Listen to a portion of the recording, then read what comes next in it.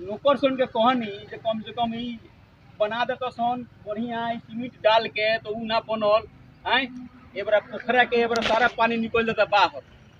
हम का कहीं एकनी के खर्च लगावल एकदम बेकार हो जाता खियावल नौकर सोकर सब ई बार सन ई। अरे अरे ढोड़ा भैया प्रणाम। प्रणाम प्रणाम प्रणाम। अरे हमरा के पहचानल जाता। हाँ पहचान हम तो डराइए को नहीं हम तो हमारे नाम है गरीबुआ। मछली निकल के एने से आ गइल कादुन बड़का मछली। हमार नाम गरीबुआ। अच्छा अच्छा हाँ हाँ हाँ हाँ समझल गई। हाँ गरीब भाई हाँ हाँ देखल ना जा कहल जाओ। दूगो हमार बेटा बड़ा सन हाँ हाँ कनी पीला हाँ हाँ उ रात के आए रे परसोतीपुर गांव में बारात नया अच्छा छोटका टोलो में की हां छोटका टोलवा में जो नहीं पतार का रास्ता जाता हाँ हाँ हाँ अब ना देखल जाओ ओ जे गइल असन ऑर्केस्ट्रा देखे ऑर्केस्ट्रा देख के रात के 1 बजे रात के कोने से लौटल असन। हाँ हाँ हाँ कमली थाना के बाड़ा बाबू नदी का करनी ओकन के पकड़ लनी पूछतन कि कहां से आ रहे हो। राते कोनी पकड़ लेनी हाँ, राते पकड़ मतलब चौकस टिप्टी बा चौकस डिप्टी पे बड़ी रेड होता है।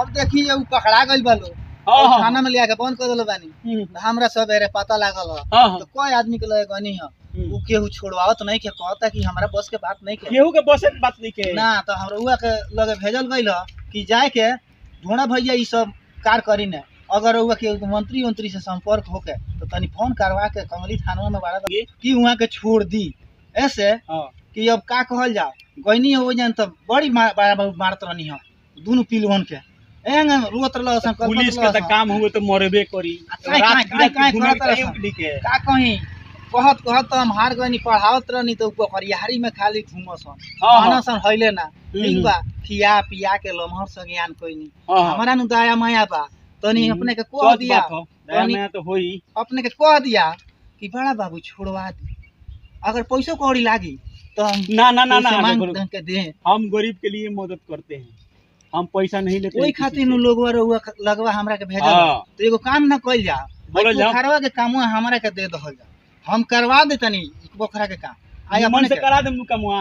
हां करा देम हम आई अपने के तनी जाके वो दोनों पिलौ लोग के छोड़वा दहल जा बाड़ा बाबू से जे ओई खइला बिना सुख टाटा तरह शुरू में काहे काहे करत तरह हमरा अच्छा ना लिखे लागत तनी इतना दया माया क के दया माया तो देखल जा पहले सुनल जाओ। हां कहे के काम करा दी बढ़िया काम होकर के ताई हो जोन पोखरा के आठ जो उन लोग तनी पोखरा लंबा चौड़ा धात तनी के बा। हां सब हम देखतानी सब आज दिन भर रह के ओकरे के आठ के कम से कम मरम्मत करा दी बढ़िया से जोन जना जुटी 1200 नु पैसा ले ले 1300 जी हैं 500 रुपए एगोरा के देनी उ खा गई। अच्छा हैं 1000 रुपए एगोरा के देनी तो उ खा गई जी। सीमेंट ले आवता सब सेटियल सीमेंट ठीक बा तो हम रह के सब करवा देतानी काम जितना बा पोखरा के आठ जितना बा बनवाए तनी आई अपने के तनी मदद कर दिया कि दोनों पीलवा छूट जासन। अच्छा सुनल जाओ पीला जोन बानू कलर बतावल ना कौन कौन कलर देखी ना एगो के नाम हो शंभुआ एगो के नाम हो सोनुआ।